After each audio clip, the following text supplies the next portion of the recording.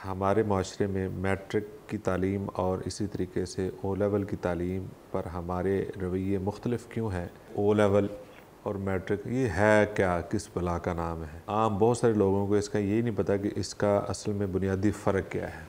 Matric वो निज़ाम है जो कि जब से पाकिस्तान कायम हुआ है, बल्कि पाकिस्तान कायम होने से पहले बर-ए-सग़ीर में राइज तालीम के दो तीन मुख्तलिफ जो थोड़े थोड़े मुख्तलिफ हैं आपस में, जिनको हम ओ लेवल IGCSE के नाम से यहाँ पे जानते हैं। अहम फ़ैसला ज़िंदगी के एक अहम मोड़ पे ये आसान हो जाएगा, जो कि आज ओ लेवल में आसान है, हमारे मैट्रिक में मुश्किल। ये सिस्टम हमारा यादाश्त पे डिपेंड करता है, नैरेटिव पे डिपेंड करता है। दूसरा सिस्टम सारा फ़हम पे करता है। बिस्मिल्लाहिर्रहमानिर्रहीम। अस्सलामु अलैकुम नाज़रीन मोहतरम, मैं हूँ आपका मेज़बान सईद फ़ारूकी। आज हम बात करेंगे हमारे माशरे में मैट्रिक की तालीम और इसी तरीके से ओ लेवल की तालीम पर हमारे रवैये मुख्तलिफ क्यों हैं, और इस हवाले से जो एक तबका है वो इस लेवल को यानी ओ लेवल को बड़ा अजीब तरीके से देखता है और ओ लेवल वाला से मैट्रिक के सिस्टम को बड़ा हकीर समझता है। इस हवाले से आज हम गुफ्तगू करेंगे।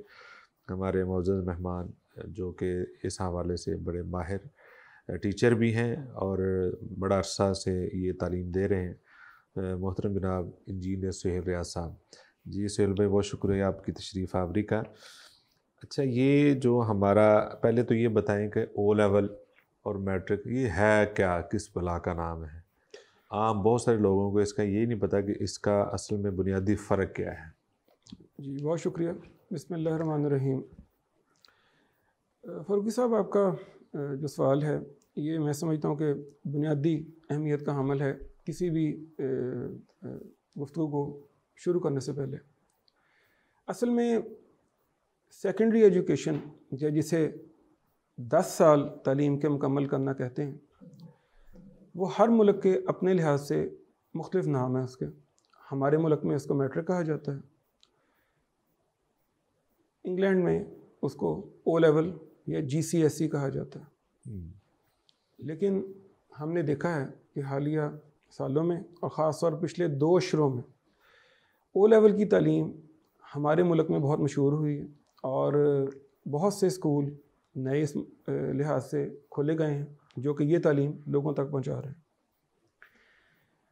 मैट्रिक वो निज़ाम है जो कि जब से पाकिस्तान कायम हुआ है, बल्कि पाकिस्तान कायम होने से पहले बर-ए-सग़ीर में राइज, ठीक है, यानी हिंदुस्तान हो गया या पाकिस्तान हो यहाँ गया, का मुकामी निज़ाम तालीम, मुकामी निज़ाम तालीम है। हाँ जी, जिसके तहत हम सब इसी निज़ाम से होकर गुजरे हैं। और आज अगर आप देखें तो मेरा ख्याल है 99% तादाद उन लोगों की है जिन्होंने इस निज़ाम से फ़ारग होके आज इस मुल्क की बागडोर संभाली है। जी जी। लेकिन जिस तरह के हम जानते हैं कि दुनिया एक ग्लोबल विलेज बनती जा रही है और अब आजकल सोशल मीडिया और मीडिया का दौर है, इंटरनेट का दौर है, बहुत जल्दी तसव्वुरात मुल्कों से ट्रांसफ़र होते होते हमारे तक पहुँचते हैं, ख़यालात का तबादला होता है। इसी चीज़ का एक हासिल ये है कि बाहर के मुल्कों की जो तालीम है, कैम्ब्रिज बरतानिया का एक अदारा है CAIE, वो कैम्ब्रिज असेसमेंट इंटरनेशनल एजुकेशन, वो मैट्रिक के लेवल पे तालीम के 2-3 मुख्तलिफ जो थोड़े थोड़े मुख्तलिफ हैं आपस में, जिनको हम ओ लेवल IGCSE के नाम से यहाँ पे जानते हैं, वो यहाँ पे हमें मुतारफ़ कराता है। इस निज़ाम की ख़ास बात यह है कि पूरी दुनिया में इसको दिया जाता है और इसकी तालीम को इंटरनेशनल तमाम तालीमी इदारे मानते हैं। निज़ाम बहुत अच्छा है, इसके बहुत से फ़ायदे हैं जो कि आने वाली ज़िंदगी के लिए उन तमाम तालिब इल्मों और उन तमाम लोगों के लिए जिन्होंने ख़ास तौर पर या इत्तफ़ाक़न कल आने वाले सालों में बाहर जाना है या बाहर तालीम हासिल करनी है, उनके लिए बहुत अच्छा है। लेकिन मैट्रिक जो सा है वो भी बहुत अच्छा है।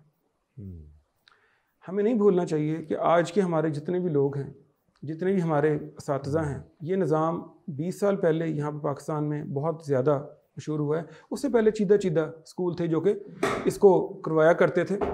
लेकिन आज जिस तरह कि आपने कहा कि बुनियादी फ़र्क क्या है, बुनियादी फ़र्क वो एक निज़ाम है जिसको बैनुल-अक़वामी तौर पर जाना जाता है, ये एक निज़ाम है जिसको हम मुकामी तौर पर जानते हैं। दोनों ही शानदार हैं, दोनों के अपने फ़ायदे हैं, दोनों में से कोई भी हासिल किया जा सकता है, उसको इख्तियार किया जा सकता है। सर असल में जो नए लोग होते हैं वो बाज़ दफ़ा समझते हैं कि ये हमें, यानी अब अक्सरियत वो लोग उन लोगों की है जो ओ लेवल को शुरू कर देते हैं, बच्चों को करवा देते हैं, हालांकि उनका कहीं प्लान नहीं होता बाहर जाने का। वो समझते हैं कि यहाँ पाकिस्तान में रहते हुए भी ओ लेवल की तालीम बेहतर है। आप क्या समझ? जी फारूकी साहब, ये सवाल आपका बहुत अच्छा है। देखें, असल में हमें जो चीज़ मान लेनी चाहिए वो ये है कि आगाही नहीं है। हमारे जो वालिदैन हैं उनको आगाही नहीं है। मुझे इस मौके पे अमजद इस्लाम अमजद, जो कि पाकिस्तान के एक माय नाज शायर और कई किताबों के मुसन्नफ़ हैं, उन्होंने एक मौके पर कहा था कि इंसानी खिदमत के दो शोबे हैं, एक तालीम, दूसरा सेहत। हमने दोनों को कारोबार बना दिया और उसी का ये जो हासिल है ना, ये आज हम देख रहे हैं कि हम अपने कारोबार को चमकाने के लिए पब्लिसिटी या तशहीर हम इस तरह करते हैं कि जिस तरह लोगों की जेबों से पैसा निकालने के लिए हम लोगों को ये बताते हैं कि शायद यही वो निज़ाम तालीम है जो उनके बच्चे के लिए लाज़िम व मलज़ूम है। अगर उनके बच्चे ये नहीं करेंगे तो वो किसी कमतर दुनिया का हिस्सा बन जाएंगे, और अगर उन्हें कल किसी अच्छी दुनिया का हिस्सा बनना है तो उन्हें ओ लेवल की तालीम ज़रूर हासिल करनी चाहिए। मैं ओ लेवल को बुरा नहीं कह रहा, ठीक। लेकिन जिस तरह के आपने अभी कहा है कि अक्सर लोगों ने बाहर जाना ही नहीं होता। मेरे ख्याल में 98% लोग पाकिस्तान के बाहर जाते ही नहीं, अपने ही मुल्क में रहते हैं, अपने ही मुल्क में पढ़ते हैं, अपने ही मुल्क में जॉब या कारोबार करते हैं। लेकिन उस एक भेड़ चाल, अगर आप मुझे इजाज़त दें ये लफ्ज़ इस्तेमाल करने की, एक भेड़ चाल या लाइल्मी की वो सूरत जिसमें इंसान सिर्फ देख के फैसला करता है कि अशराफिया जिस तरफ मुड़ रही है, लोग उनके पीछे भाग जाते हैं और इसको ओ लेवल को समझ लेते हैं कि यही ज़रिया तालीम है, और इसके मुकाबले में जो मैट्रिक है उसको हकीर जाना शुरू कर देते हैं। असल में मैट्रिक वो एक प्लेटफॉर्म है जहाँ से आपको पता चलना है कि मैंने किस तरफ जाना है, अपना सफ़र ज़िंदगी किस तरफ लेकर जाना है, तो वहीं तक बंदे को जो फ़ैसला कर लेना चाहिए। बाज़ दफ़ा ए लेवल के बाद लोग जब यहाँ पे मेडिकल करना चाहते हैं, इंजीनियरिंग करना चाहते हैं, उनको फिर वो लेवल नहीं मिलता तालीम का अगर उसने ए लेवल किया हुआ है। क्या आप समझते ऐसा ही है कि या एक जैसा ही होता है? मैट्रिक जिन्होंने किया है साइंस के साथ या अपने उस सब्जेक्ट के साथ किया है, वो मेरा ख्याल ज़्यादा सहूलत में नहीं रहते। देखिए, अगर हम पहले इसको ओ लेवल को देखते हैं, ओ लेवल की जो सबसे अच्छी बात वो ये है कि वो 70 मुख्तलिफ मज़ामीन जो उनसे हैं वो एक बच्चे को ऑफ़र करता है। अब एक बच्चा उसमें से जिस तरह मैथ हो गया, इंग्लिश हो गई, आर्क स्टडीज़ हो गई, इस्लामियत हो गई, ये जनरल सब्जेक्ट तो हैं ही, लेकिन इसके साथ अब जो मैट्रिक लेवल जिस तरह आपने कहा है ना, जब बच्चा सेकेंडरी एजुकेशन में दाखिल होता है ना, मिडिल के बाद, तो अब उसके कैरियर की डेफिनेशन है कि उसने किस डॉक्टर बनना है, इंजीनियर बनना है, कंप्यूटर साइंस में जाना है, या ह्यूमैनिटीज़ ग्रुप यानी जनरल हमारी सर्विसेज हैं उनके अंदर जाना है। तो यहाँ पर ओ लेवल आज़ादी देता है आपको कि आप एक से ज़्यादा फील्ड के सब्जेक्ट का इंतखाब कर लें। देखें, इस वक्त बच्चे की एज बहुत कम होती है, तकरीबन 14 से 15 साल। वो खुद इस अहम वक्त पे ये फैसला नहीं कर सकता कि, और दूसरा बच्चे का रुझान भी वाज़ेह नहीं होता। ओ लेवल आपको ये आज़ादी देता है कि आपने बायोलॉजी भी रख ली है, आपने कंप्यूटर साइंस का पेपर भी दे दिया, आप इकोनॉमिक्स भी पढ़ रहे हैं, आपने साथ क्या कहते हैं आर्ट्स के कोई सब्जेक्ट भी रख लिए हैं। अब जब आपका पेपर का रिजल्ट आएगा, जो उनमें से आपके अच्छे रिजल्ट होंगे आप उसको ए लेवल में ले जाएंगे, इस तरह आप यूनिवर्सिटीज़ की तरफ चले जाएंगे। मैट्रिक में ये प्रॉब्लम है कि मैट्रिक में सारी सहूलतें मौजूद हैं, लेकिन इसके ब्लॉक हैं, आप एक ब्लॉक से बाहर नहीं जा सकते। मिसाल के तौर पे अगर आप देखिए, जब मैट्रिक में आप आएंगे, आपने मैथ, इंग्लिश, जनरल सब्जेक्ट तो सारे वही हैं, पाक स्टडीज़, इस्लामियात, उर्दू, इनके साथ आपने बायो यानी बायोलॉजी या कंप्यूटर का इंतखाब करना है। अब देखें, यहाँ से दो रास्ते या आर्ट्स का करना है, या अब देखें, या तो पहले साइंस और आर्ट्स, फिर उसके बाद अगर आप साइंस में आ गए हैं तो उसमें फिर आगे डिवीजन आ गई। हम ये क्यों नहीं कर देते कि इस अहम मौके पे बच्चे को कहें आप कोई एक ग्रुप का इंतखाब कर लें, और साथ अगर फ़र्ज़ करें आपने बायोलॉजी का इंतखाब किया है, आप कंप्यूटर का पेपर दे सकते हैं, आप इकोनॉमिक्स और बिजनेस का पेपर भी दे सकते हैं। इसके अलावा जिसका दिल करे आप पेपर दें, लेकिन जब रिज़ल्ट आ जाए और बच्चे ने आगे तालीम हासिल करनी हो, उसको फिर बता दिया जाए कि अब आप दोबारा चूज़ कर लें सब्जेक्ट।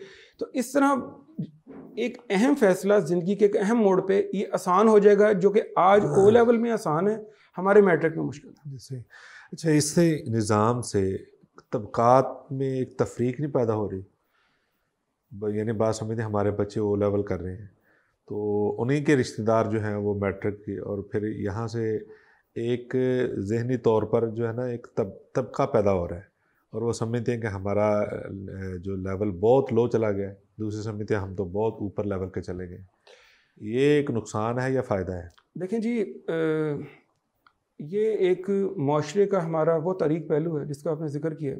इसमें एक बात समझ लें कि जो हमारा क्लासरूम है ना, बच्चे फूल हैं।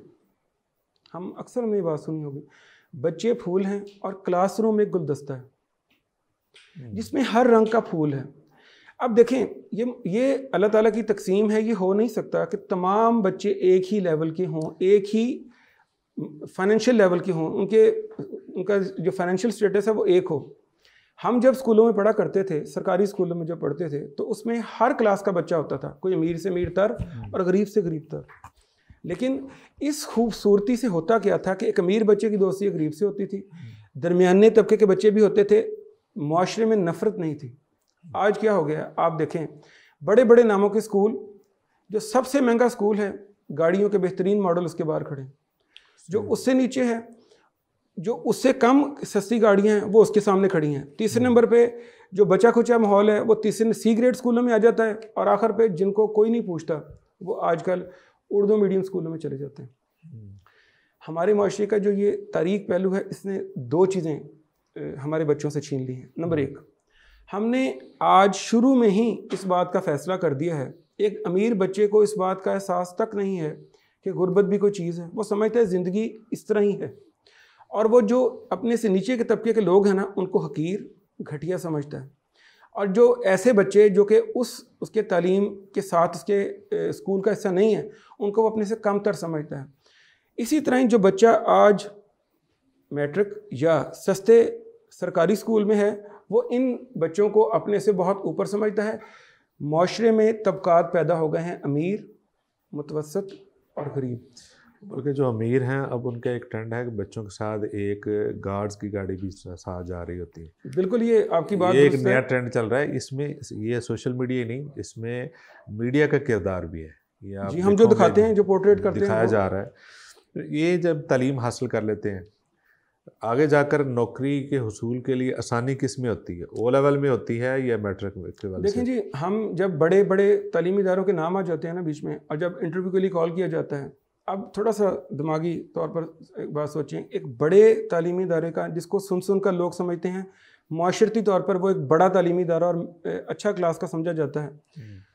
छोड़ दें इस बात को कि बच्चे की तालीमी काबिलियत क्या है, और एक कम तर सतह का आम सरकारी स्कूल जब या सरकारी कॉलेज, जब उन दोनों का नाम लिया जाता है, तो कुदरती तौर पर जो अदारा इंटरव्यू करने वाले के जहन में ज़्यादा बेहतर होगा, वो उस बच्चे को, उस कैंडिडेट को ज़्यादा प्रेफर करेगा, उसको आसानी देगा। यानी कि एक मुश्किल जो शुरू से एक तालिब इल्म के साथ शुरू हुई थी, उसकी उसकी पैसे की वजह से वो अब जाते जाते उसकी ज़िंदगी के अहम फैसलों पर भी असरअंदाज होती है।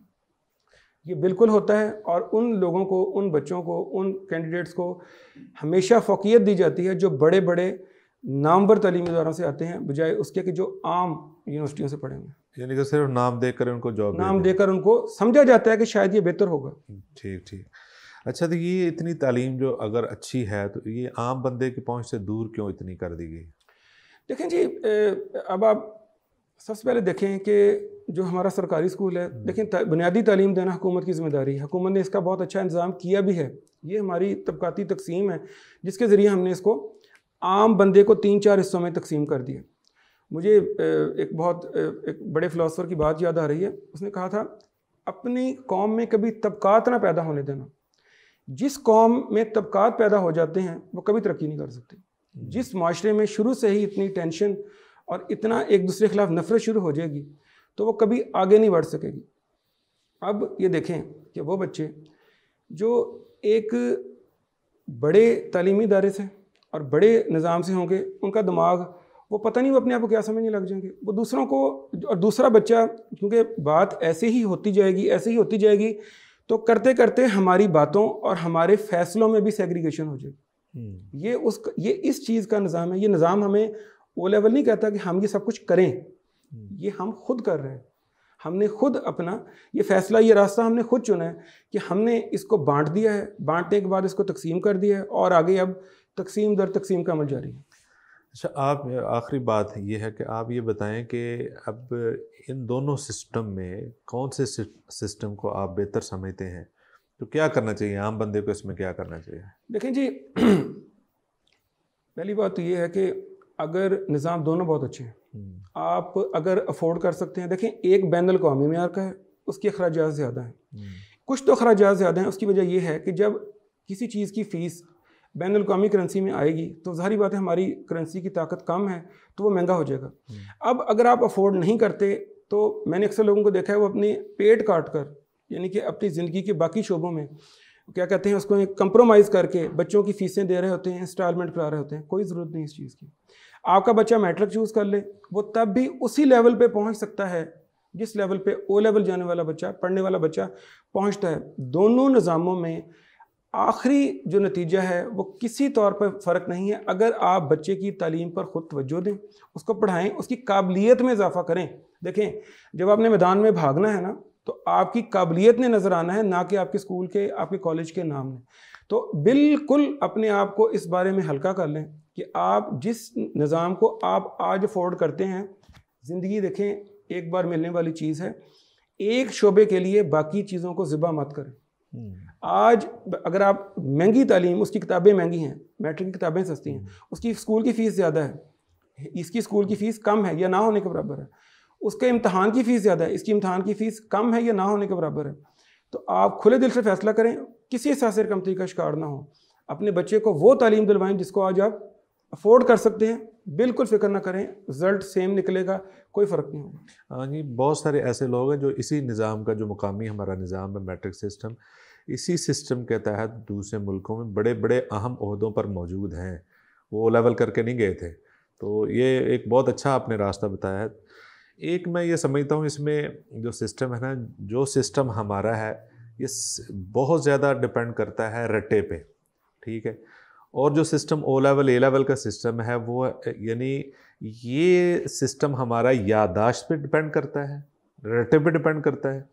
दूसरा सिस्टम सारा फ़हम पे करता है, यानी कॉन्सेप्ट पे करता है कि वो क्लियर होना चाहिए, बस आप जिस तरीके से मर्ज़ी उसको जवाब दे दें, आप आंसर दे दें। लेकिन हमारे यहाँ जो एक दायरा है, होल है, उसके दरमियान में रहते हैं, उसके बाहर निकलने नहीं देते। ना टीचर निकलने देता है, या निज़ाम तालीम निकलने देता है, निज़ाम इम्तिहानात नहीं निकलने देता कि जो हमारे सिलेबस में है उसी से ही देना चाहे। और एक तीसरी बात इसमें ये अहम है कि रट्टा भी होना चाहिए, रट्टे ज़रूरत है, क्योंकि हमारे असलाफ़ को अगर हम देखें ना दीनी एतबार से, तो बहुत सारे मुतून, उनको मतन इबारतें ज़ुबानी याद होती थी। बिल्कुल सही। फिर वो कॉन्सेप्ट अगर याद है तो उसकी आप तशरीह कर सकते हैं, उसको क्लियर कर सकते हैं। और इन्हीं मतन की यादाश्त के बाद उन्होंने बेशुमार किताबों की शुरुआत लिख दी हैं। लिहाजा हमारे सिस्टम में ये चीज़ शामिल करने की ज़रूरत है कि हम मैट्रिक सिस्टम में बच्चों को ये आदत डालें कि गैर निसाबी किताबें ज़रूर पढ़ें, या इस मौजू के मुतल्लिक़ आप जो है इंटरनेट से भी आप चीज़ें को जो है कोशिश किया करें कि पढ़ने की। इस टॉपिक के अंदर और बहुत सारी चीज़ें आपको मिलेंगी, ये आदत डालने की ज़रूरत है। लिहाजा हमारा बच्चों का जो एक मेयार है सोचने का, उनकी फ़िक्र का, उनकी खुद एतमादी का, वो ऑटोमेटिकली बढ़ जाएगा। इनके अंदर, मैट्रिक सिस्टम वालों के अंदर खुद एतमादी नहीं होती, उनके अंदर खुद एतमादी ज़्यादा होती। क्यों होती है? इसलिए कि उनकी स्टडी ज़्यादा होती है, उनके उस मज़ामीन, जितने भी मज़ामीन है उसके अंदर हर चीज़ वो पढ़ लेते हैं। हमारे यहाँ वो उसको एक किताब से बाहर नहीं निकलने दिया था। क्या ऐसे ही है? जी देखें, आपका ये बात बहुत, आपने माशाल्लाह अच्छी तरीके से इस बात को आपने एक्सप्लेन किया है। हमारे होता ये है कि हम बच्चे के गिर्द एक दायरा लगा देते हैं जी। बच्चे ने, बस हमारा टीचर भी उतना ट्रेंड नहीं है। वो बंदा जो कि ज़िंदगी में कुछ और करना चाहता था, उसको अगर टीचर की जॉब मिल गई है, वो पढ़ाने लग गया। अब कुछ नहीं मिलता, वो टीचर बन जाता है। अच्छा, उसके बाद अब बच्चे को एक दायरा लगा दिया है, बच्चे को फूड फॉर थॉट वो देंगे ही नहीं मैट्रिक में। उसको लाइन लगा देंगे, ये सवाल हैं, यही मैथ के सवाल हैं, यही सवाल हैं, ये अंग्रेज़ी का, ये समरी है, ये चीज़ है, पाक स्टडी, सारा कुछ है। जबकि ओ लेवल में ये करते हैं, बच्चे को रोज़ टॉपिक दिया जाता है, आपने इस पर लिखना है। हाँ जी। जब आप किसी टॉपिक को अचीव करेंगे, उसको देखेंगे, उसके ऊपर लिखेंगे, आपको ज़ाहिरी बात है उसकी मालूमात इकट्ठी करनी पड़ेगी। जी जी। अब याद रखें, हमारे यहाँ पे रटा सिस्टम भी है और नकल सिस्टम भी है, कॉपी कैट। ये क्या करते हैं, टेस्ट पेपर और इस तरह की चीज़ें बनी हुई हैं, तख्लीकी सलाहियत हमारे स्टूडेंट में उजागर होती ही नहीं। क्यों? वो एक लाइन पे जा रहा है और उसी लाइन को टीचर को भी आदत है। और ये भी देखा गया है कि अगर कोई बच्चा अपनी किसी कोशिश से उस लाइन या दायरे से बाहर निकलने की कोशिश करता है तो उसको वहाँ रोक दिया जाता है, उसे कहा जाता है कि ये तो किताब में लिखा ही नहीं। हाँ जी। तो ये वो बात है जिसमें हमें तब्दीली की ज़रूरत है। बच्चे के दिमाग को खोलने के लिए उसको ज़िंदगी में पेश आने वाले वो तमाम अवामल से आगाही देने के लिए आप उसको रोज़ कोई टॉपिक दें कि उसके ऊपर वो लिख के लेके आए। जब वो लिख के लेके आएगा उसकी हौसला अफजाई करें, उसको मज़ीद बताएं। इस तरह सारे बच्चे जब मुख्तलिफ बातें लिखेंगे तो एक कलेक्टिव जो अप्रोच पैदा होगी वो दिमाग खोलेगी। बिल्कुल सही। ये वो बात है जो कि ओ लेवल में मौजूद है। जब वो बच्चों को एक टॉपिक देते हैं ना, इस पे लिख के लाओ, वो कहीं किताब में लिखा नहीं होता, बच्चे को अपने दिमाग से इस्तेमाल करना पड़ता है। यही वजह है कि ये बच्चा जो ओ लेवल में है इसका दिमाग खुलता है, ये खुद फैसला करने, खुद किसी बात के ऊपर कोई नया स्टेप लेने का अपने अंदर हौसला पैदा कर लेता है। ज़्यादा होती है, गुफ्तगू भी कर लेता है, लिख भी लेता है। जी बिल्कुल, रीच ज़्यादा हो जाती है।